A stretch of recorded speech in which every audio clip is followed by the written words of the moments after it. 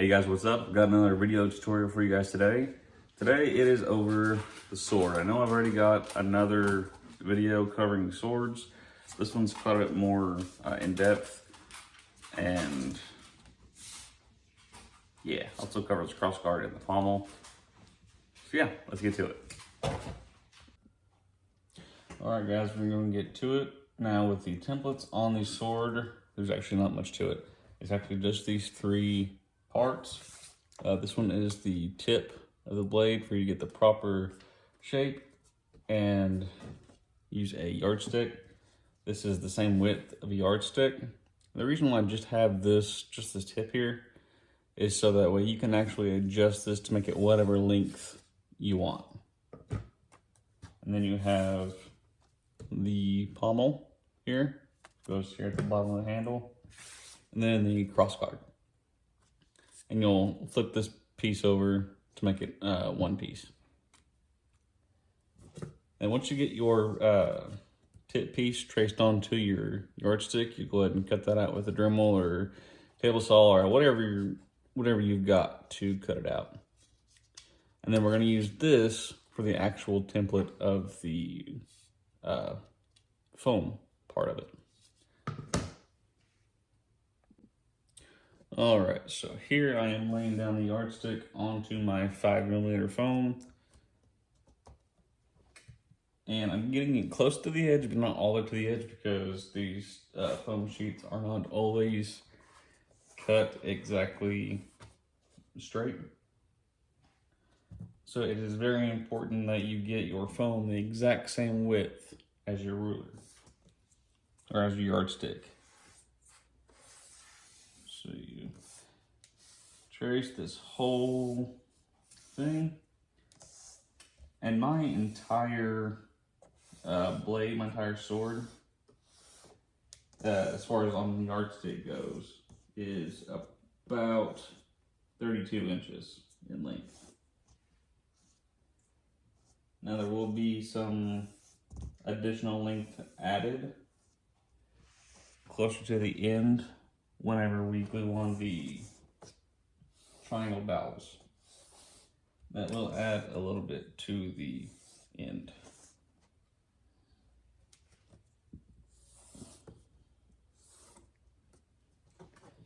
And as for my handle length, I chose the 7 inches because I figured that would be a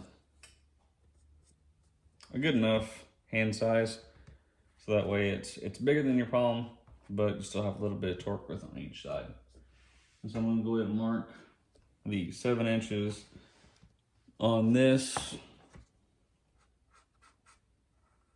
just so that way I know where my handle is. And I'm gonna flip this over. And I am continuing this for the handle, just so it has a nice consistent shape and it looks a lot less like a yardstick whenever you have it, when you're holding it. And then I'm actually going to mark which side this will be glued to. So this will be glued onto what I'm writing is the inches side, and this side I traced from what I call the centimeter side.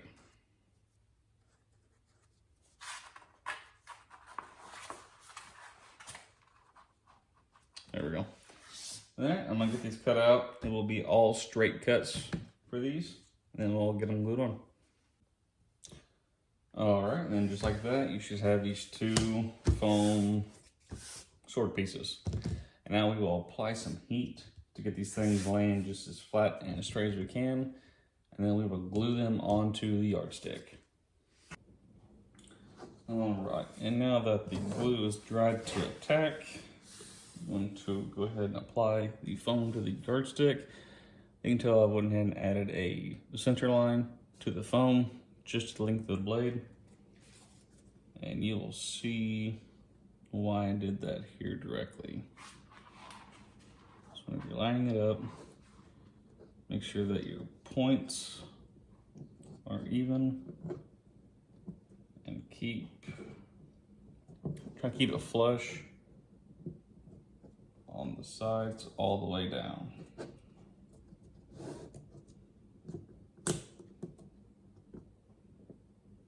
Now the reason why I added this center line on it is because just for a little bit of a extra detail on the blade, so it doesn't look quite so plain, I'm going to cut a V-groove along this center line here, and that'll give the blade just a groove in the middle. And there is that one, and I'll glue on the other one, or this side. All right, and now I've got both sides glued on and the V-groove cut on both sides. I didn't bother recording that part because it's just pretty straightforward and kind of boring to watch. And then we're gonna start gluing on these 15mm triangle dowels. And then we will just glue them directly onto the edges. You can tell here that it doesn't go all the way up. So what we actually need to do is add on just a little bit, enough to extend it down. So there will be a seam down here close to the hilt, but it's much better to have a seam down there than like up here somewhere. All right, so once you get your triangle dowels glued together and you have the length that you need, you will lay it on your sword on the side here, and you'll come up, and this is a dry fit, you're not gluing this yet. So you'll come up and you'll fold it over, you'll have excess right here. What we're gonna do is we're gonna get a Sharpie. We're gonna hold that right there, and then we're gonna come up here off this point and then just go make a straight line like that. We're gonna cut off this part right there. Now this is probably the most tricky part of this whole thing, because you've got to make sure that you're cutting it right. You can't lay this down at the wrong angle. Otherwise you will cut it incorrectly. So then you should be left with something like that. And now we're gonna do this again for the other side. Okay, so now I've got both my edge pieces here. What I'm gonna do is I'm going to glue these points together so it makes the point of the sword. I'm doing this part first so that way I can line it up and make sure that I get the best point that I possibly can with this. One thing you want to notate is not to push in on your edge here too hard or pinch it, because you could cause like an indentation here on the edge, and you want this to be just as sharp as possible to make it look the best anyway. All right, now I've got these 2 points glued together, and then you can really see how the tip of it is going to look. And now we will apply contact cement. I'm gonna do the full tip here first, and then I'm gonna go through and do one side at a time, just so that way it's not trying to stick to itself and get all uneven while I'm gluing it. All right, now hopefully you guys can see this, but I am going to very carefully start with the point here. I'm also lining up my edges, because you really want to make sure that your edges are just as flush as you could possibly get them on this. This is probably another tricky part, because you've got to work with both sides of it and try to get both sides even. And you really gotta push and pull the foam to get all of your edges just as even as possible. Now, the edges that I can't quite get perfectly even, I'll probably go through with a Dremel later on and try to smooth those out a little bit if they're bad enough.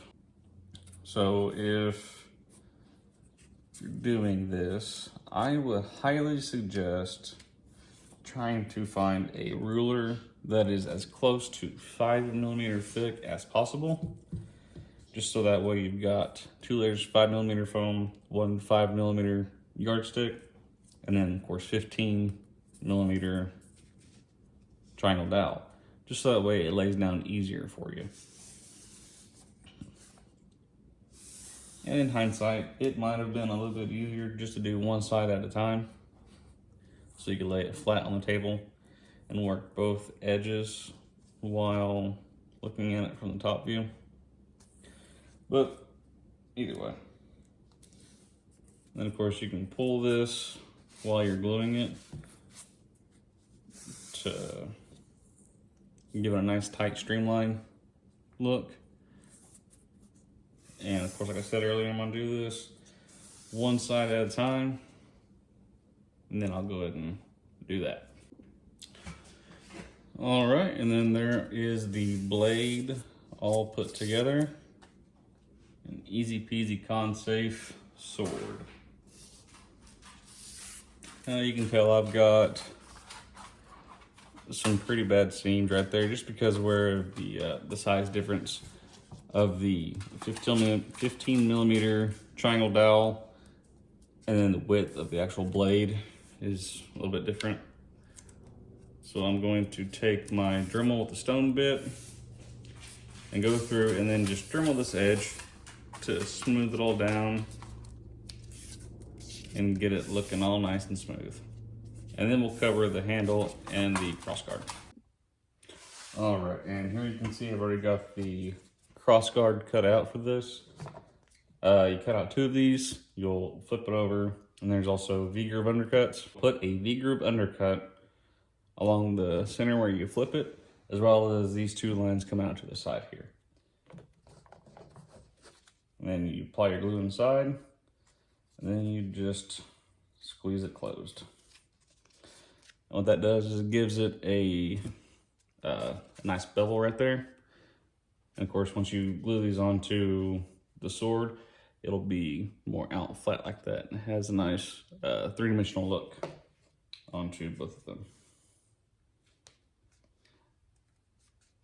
And I also preheated these like I do everything else, just so that way the foam's not fighting itself and it wants to stay closed in onto itself. And these 2 pieces will go something like this.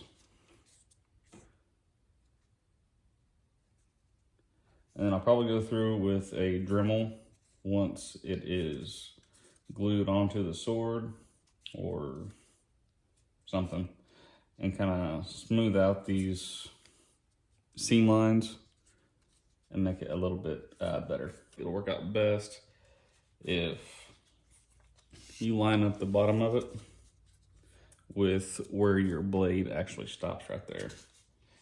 What that's gonna do is that will fill at least the side gaps for you. And it'll be something kind of like that. But before I do that, I'm gonna go ahead and sand this seam on here. All right, guys, so I've actually done quite a bit off camera, but you can see here the sword. I had sanded down the seams with a stone grinding bit, the smoothest one I could find. And then I went over all these seams and the whole sword with 400 grit sandpaper. And that really smoothed out these seams and just made it look a whole lot cleaner. Something else I did with this is the tip of this sword will actually wind up being like the most fragile part of the whole thing. So what I've done is, I don't know if you can see a little bit of discoloration there towards the tip. Is it actually coated the tip of that in super glue, and then I just smeared it out with my pinky.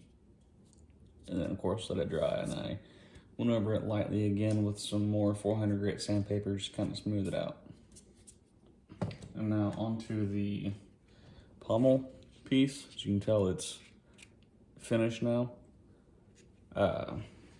Now for these edge pieces here, there's not actually a template for that because I wasn't sure the size to make it.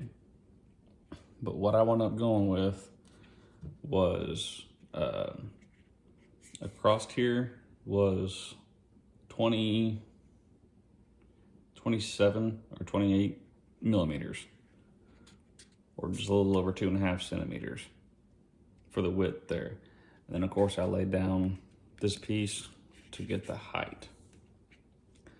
And I just traced this piece out 4 times.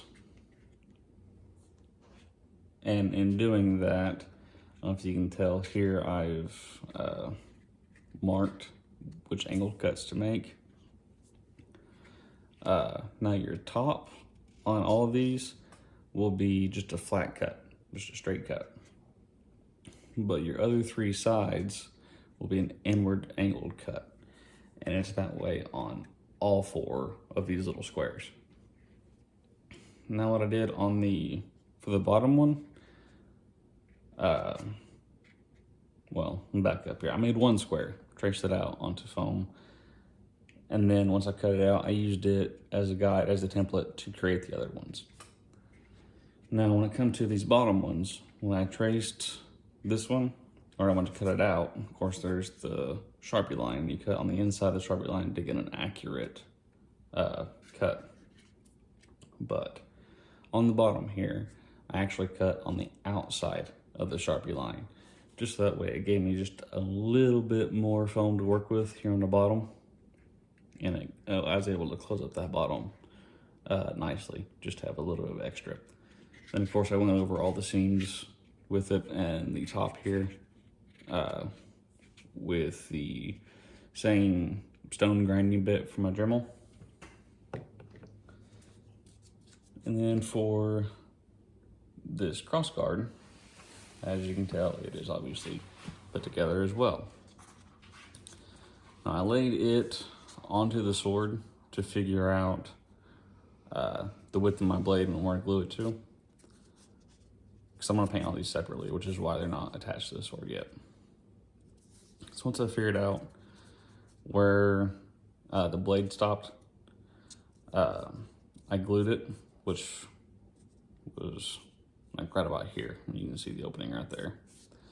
Then of course, once that was glued with contact cement, I went through with the Dremel and I beveled all of my edges so that way they kind of come up to a point where they meet, and it kind of just gives it a bit more dynamic look to it.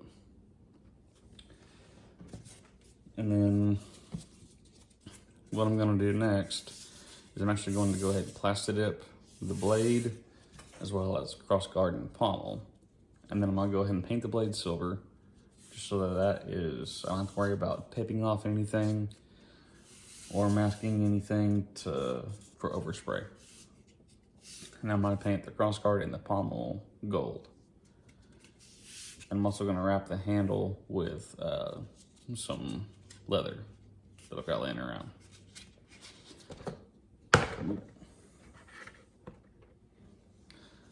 But the pommel, or excuse me, not the pommel, the cross guard just slides right up to that, just like that.